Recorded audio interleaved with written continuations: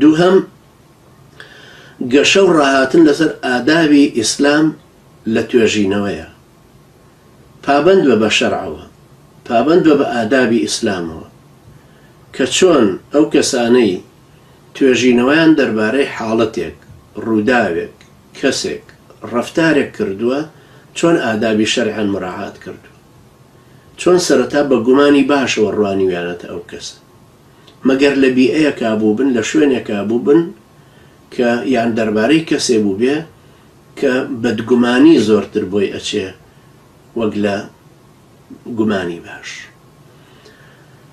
پیاوناسیەکان، ئەوانەی شارەزایانی پیاوناسی واتە عیلم الرجال، فەرمودەوانانی بەڕێز کە چوونەتە مەدینە لە سەردەمی تابعین و تابعی تابعینە، تەوثیقیان پێش تەضعیف خستووە، واتە متمانەیان پێش لاوازکردن داناوە، لەبەرەوە هەموو کوڕی سەحابە بوون لەوێ.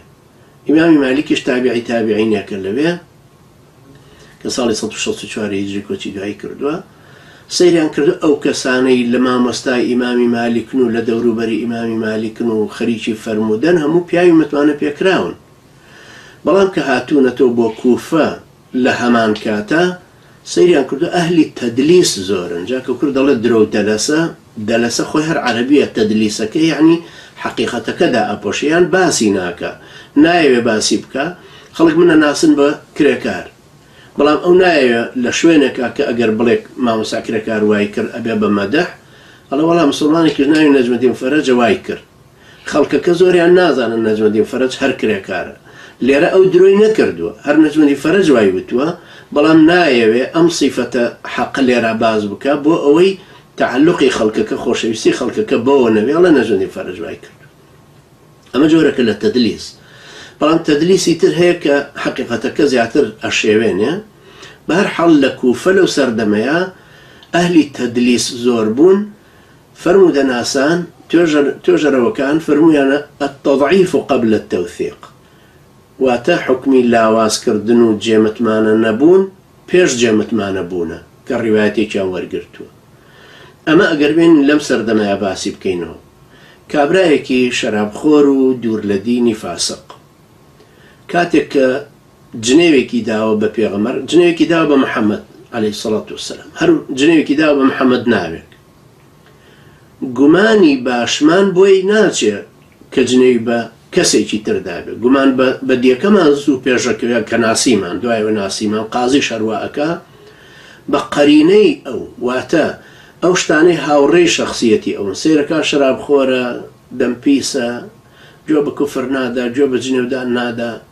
جنێوێکی داوە هێناویانە بۆ لای قازی و وتیان ئەمە جنێوی بە محەممەد دا، بەڵام قازی نابێ حکومەکەی بەسەرا بدا بە بەدگومانیەکە، چونکە لێ پرسێتەوە دوایش ڕوونیەکاتەوە لە نا من شەڕم بوو لەگەڵ یەکێکە ناوی محەممەدە، جنێوم بەو داوە، جنێوم بە پێغەمبەر نەداوە عەلەیهی سەڵات وەسەلام. ئەمە میسالێکە بۆ خستنە بەدگومانی لە پێشتر بێ یا باشگومانیەکە لە پێشتر بێت. تۆ بەرامبەر بە مسڵمانەکە ئەهلی مزگەوتە هەر بێ گومان باشەکەت پێشخەی، بەرامبەر بە کەسێکی فاجر و فاسق یا کافر و مرتد بەدگومانیەکە پێشەکەوێ. ئەمما بەنسبەتی مسلمانانەوە ظن المؤمنون والمؤمنات بأنفسهم خيرا.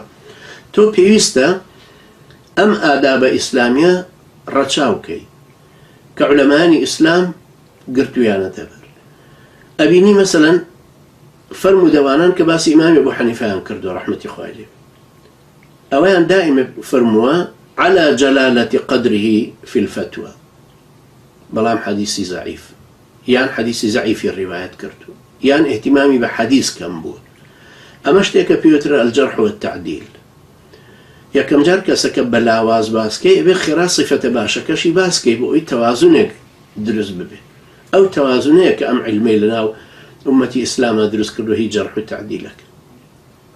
تۆ ئەگەر ڕخنت لە یەکێکی مەدخەلیە لێ گرتوویەکە لە کۆمەڵە لە جیهادیەکە لە فەتحوڵات گولان لە کەسێک لەوانە هەیە ئەڵێ وەڵا خوارد زای بدات و دەوری ئیچی ئیجابی باشی هەبوو، تەسیراتێکی پەروەردەیی باشی، محاضراتی جوانی هەیە لەسەر عەقیدە، بەس من وا ئەزانم، ئەوەش فێر بکە بڵێ من وا ئەزانم، یا پێم وایە لە مەسەلەی حاکمیەتە تۆزێک سستەتیایە یان زۆر بۆی نەچووە، بۆی قوڵ نەڕۆیشتووە، یان وا ئەزانم عقیدەی لەم جانیبانەیە باشە، بەڵام لە مەسەلەی پێناسەی کوفرە یا پێناسەی ئیمانە وەکو مرجئە یان کەوتۆتە ژێر تەئسیری مرجئە. تۆ ئاوا وەسفیکەی باشترە وەک لەوەی بڵێ وەڵا و کۆڕای زانایانی لەسەرەکە ئەمە مرجئەیە. ئاخر کۆڕای زانایان خو هەروە قسەیەک نییە بە لەفظ بەسەردەم تابێ بڵێ وەڵا ئیجماعی عولەمای لەسەرە. یەکی خوێندێتەوە لە کتێبێکە سلێمانی کوڕی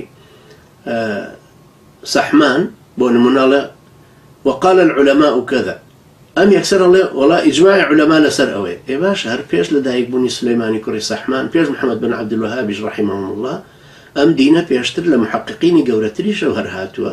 ئەمەی تۆ ناودناوە ئیجماع ئەو خۆشی پێی نەوت بوو ئیجماع. هەروەها لەسەر ئەوەی کە ئەهلی حەدیث وایان فەرمووە ئیتر تۆ وابزانی هەر وەختێک کەوترا جیهاد فی سەبیل الله بەس ئەوانەی ئەهلی حەدیث ئەگرێت. معلومیشە کەوترا ئەهلی حەل و عەقد کە لووتکەی ئەهلی سونەت و جەماعەتن بریتین لە ئەهلی عیلم و لە ئەهلی جیهاد. تۆ نابێت بە گومان بەدی خۆت تەرەفێکی ئەنی لێلاتی. جا بڵێ ئەوە چییە شەو ڕۆژ هەر خەریکی عیلم وەرگرتن، جا باس کەلەی سەری پڕ بێ لە عیلم کە جیهاد نەکا بۆچی باش؟ ئەخر نابێ ئەوەشیان هەر تەرەفێکی ترێتی. لەبەرەوە خۆڕاهێنان لەسەر ئەوەی کە بەم شێوەیە تۆ بڵێ من پێم وایە لەسەر ئەم ئادابە ئیسلامیانە شتێکی باشە. ئەڵێ ئەمەیان نەی پێکاوە، من وازانم ئەم بۆ چوونە تۆزێک هەڵە بێ یان ئەو نقطەیان ئیجابی بێ یان ئەویان سلبی بێ. دایمە بیژەڕۆستە بۆ ڕێی خۆت. ئەگەر ڕێی زاناکان بوو مەیکە بە ڕێی خۆت. تۆڵێ وەڵاهی ئیمامی ابن القەیم ڕەحمەتی خوا لێ بێ ئاوای فەرموو. ئەگەر بیرت بێت لە چ کتێبێکە بڵێ وەڵای لە فڵان کتێبیانە ئاوای فەرموو، هەتاکو خەڵک بتوانێت بگەڕێتەوە سەرچاوەکان. ئەگەر بە نووسین بوو بگەڕێنەوە سەر سەرچاوەکە. تۆڵێ وەڵا ئیمامی ابن القەیم وای فەرموو، ئێ نابێ بزانین لە چ کتێبێکیە. تۆڵێ وەڵا لە مەدارج السالیکینە لە کتێبی ئەڕۆحە ئاوای فەرموو، بۆت بکرێ لاپەڕە مجەلدەکانی نووسی بۆی خەڵک بتوانێت بگەڕێتەوە سەری نەبادا تۆ لێی تێنەگەیشتبی. خاستن ئێمە ئێستا بە کوردین و بە کوردی ئەدوێن، ئێمە دەقێکی عەرەبیمان هێناوەتەوە تەرجومەمان کردووە. خۆ ئەگەر لەبەر حەجم زۆری نەبوایە تۆ وایە عەرەبیەکەش بێنی تۆ بڵێ ئەمە دەقە عەرەبیەکەیەتی کە من کردوومە بە کوردی، نەبادا تۆ بە هەڵە لێی تێگەیشتبی.